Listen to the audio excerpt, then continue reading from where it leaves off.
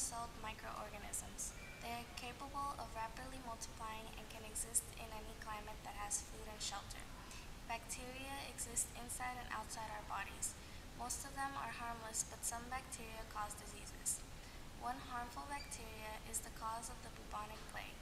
It all starts with a rat that happens to carry the bacteria. When the flea drinks the rat's blood, the bacteria multiplies in the flea's gut. The flea's gut is then clogged with bacteria. The flea bites a human, regurgitating blood into the open wound, so the human is then infected. A vector or host to a disease is something that gives shelter and food to the disease in order for it to survive. The symptoms of the bubonic plague are blood clotting, rotting skin, internal bleeding, black boils on the skin, nausea, and blood blisters that form under the skin, which is where the name bubonic plague comes from.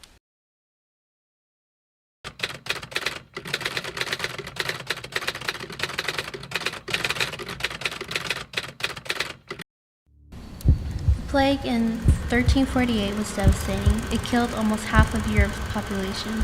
Travel and trade made a big impact with the spread of the plague. With rodents being on the trading ships, the spread of the plague was easy. They would be the ones who would spread the plague to humans.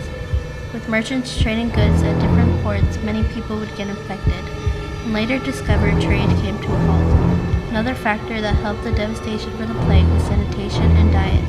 Large cities were infested with lice, fleas, and rats due to the lack of sanitation. The sewage system was the worst. Waste would go into the river that was used for transportation. It was also used for cleaning. Diet and hygiene was poor, so the victim would have a weak immune system. Most of the treatments were harmful. Some of the treatments included bathing in human urine, using leeches, eating figs, draining the infected spots, and not sleeping. The most common treatment was bloodletting. Bloodletting was cutting yourself, that way the bad blood could leave the body, and that way the new blood could come into the body. Since there wasn't a cure, about 400 million people died.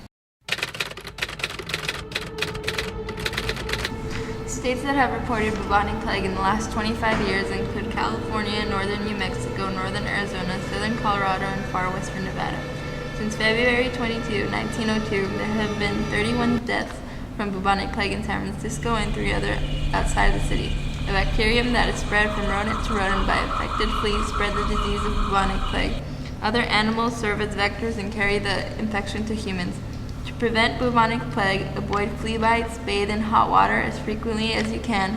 If you live in areas where plague occurs, treat pets, dogs, and cats for flea control regularly, and not allow these animals to roam freely. Treatment for bubonic plague should start as quickly as possible. The modern antibiotics are effective, which include streptomycin, gentamicin, tetracycline. The Black Plague began with a minor outbreak of bubonic plague, which started in the Gobi Desert in China. It was transmitted throughout China and reached Europe.